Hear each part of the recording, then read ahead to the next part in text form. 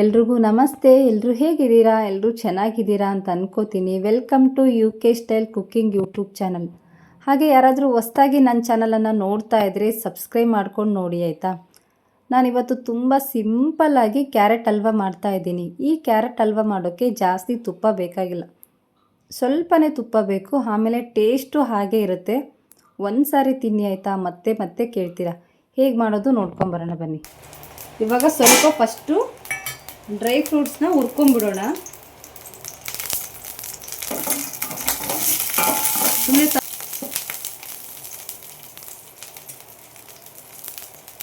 ಸ್ವಲ್ಪ ತುಪ್ಪ ಹಾಕ್ಕೊಂಡಿದ್ದೀನಿ ನಾನು, ಅದರಲ್ಲೇ ಫ್ರೈ ಮಾಡಿಕೊಂಡೆ.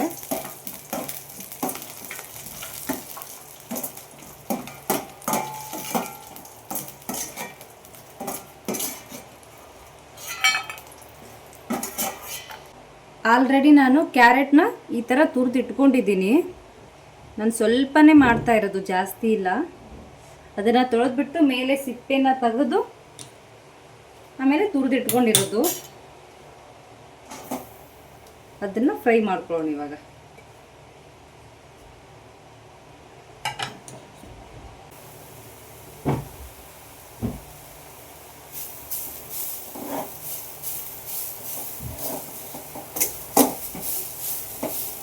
ಆಯಿತಾ, ತುಂಬ ಬೇಗನೆ ರೆಡಿ ಆಗುತ್ತೆ.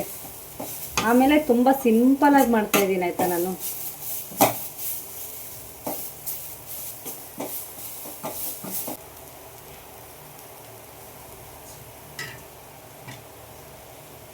ಆಮೇಲೆ ಒಂದು ಸೈಡು ಹಾಲು ಇಟ್ಕೊಂಡಿದ್ದೀನಿ ರೆಡಿ ಮಾಡಿಕೊಂಡು.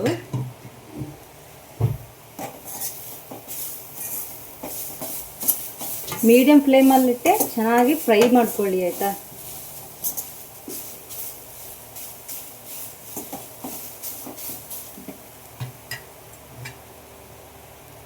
ಈಗ ನೆಕ್ಸ್ಟು ಹಾಲು ಹಾಕ್ಕೊಳ್ಳಿ.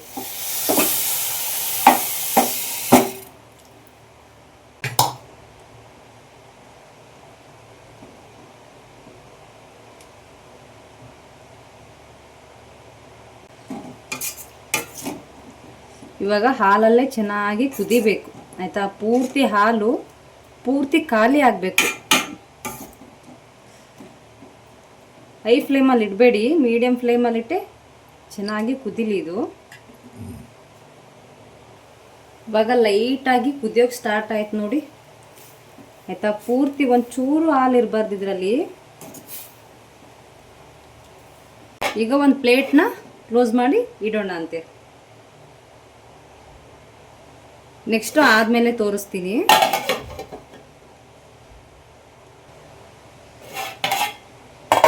ಇವಾಗ ನೋಡಿ ಚೆನ್ನಾಗಿ ಕುದೀತಾ ಇದೆ.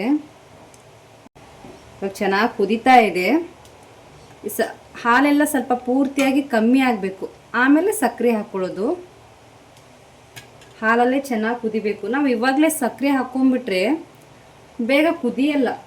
ಹಾಗಾಗಿ ಹಾಲೆಲ್ಲ ಕಮ್ಮಿ ಆಗಲಿ ಅದು ಪೂರ್ತಿಯಾಗಿ, ಅವಾಗ ಹಾಕ್ಕೊಳ್ಳೋಣ.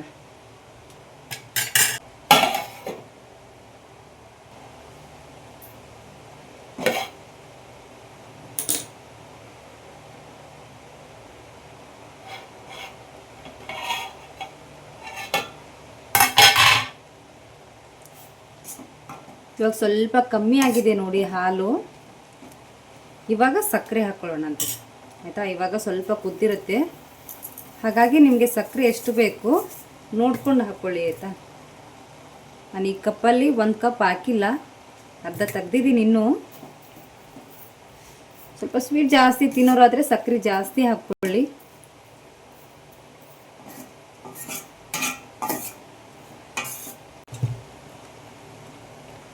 ಇವಾಗ ನೆಕ್ಸ್ಟು ಇನ್ನು ಸ್ವಲ್ಪ ಹೊತ್ತು ಬಿಡಿ.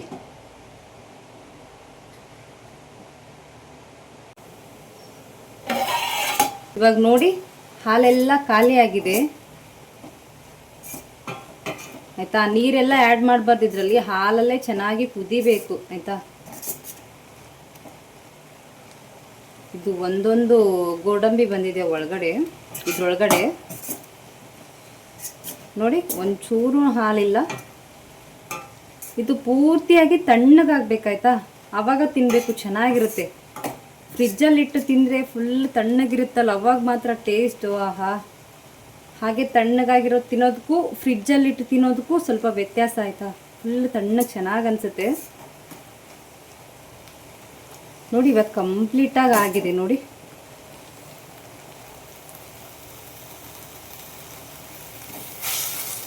ಇವಾಗ ಗ್ಯಾಸ್ ಆಫ್ ಮಾಡ್ಕೋತೀನಿ ನಾನು, ಪೂರ್ತಿಯಾಗಿ ತಣ್ಣಗಾಗಲಿ ಆಯಿತಾ.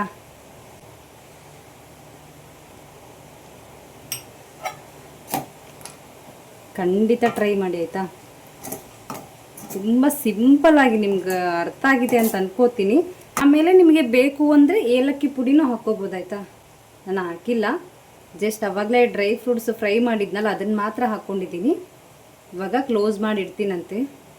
ನಾನು ನೈಟ್ ಮಾಡಿದ್ದು ಆಯಿತಾ, ರಾತ್ರಿ ಮಾಡಿರೋದು, ಹಾಗಾಗಿ ಬೆಳಗ್ಗೆ ತೋರಿಸ್ತೀನಂತೆ ನಾನು. ಇವಾಗ ಕ್ಲೋಸ್ ಮಾಡಿ ಬಿಡ್ತೀನಿ. ಮೇ ಬಿ ಟೈಮು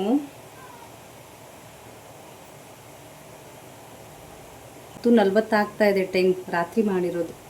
ಆಲ್ಮೋಸ್ಟ್ ಒಂದೊಂದು ಸಾರಿ ರಾತ್ರಿನೇ ಆಗಿಬಿಡುತ್ತೆ. ಏನು ಮಾಡೋದು, ಗಲಾಟೆ ಇರಲ್ವಲ್ಲ, ಮಕ್ಕಳು ಮಲಗಿರ್ತಾರೆ, ಹಾಗಾಗಿ ಗಲಾಟೆ ಇರಲ್ಲ. ಓಕೆ, ಬೆಳಗ್ಗೆ ತೋರಿಸ್ತೀನಂತೆ, ಬೆಳಗ್ಗೆ ಸಿಗ್ತೀನಿ. ಹಾಗೆ ಯಾರಾದರೂ ಹೊಸ್ದಾಗಿ ನೋಡ್ತಾ ಇದ್ರೆ ಸಬ್ಸ್ಕ್ರೈಬ್ ಮಾಡ್ಕೊಂಡು ನೋಡಿ ಆಯಿತಾ. ನೋಡಿ, ನಾನು ರಾತ್ರಿ ಮಾಡಿ ತೋರಿಸಿದ್ನಲ್ಲ, ಎಷ್ಟು ಚೆನ್ನಾಗಾಗಿದೆ ಅಂದರೆ ಆ ಸ್ಮೆಲ್ ಮಾತ್ರ ನೋಡಿ. ಒಂಚೂರು ಹಾಲಿಲ್ಲ, ಪೂರ್ತಿಯಾಗಿ ಗಟ್ಟಿಯಾಗಿದೆ ಆಯಿತಾ.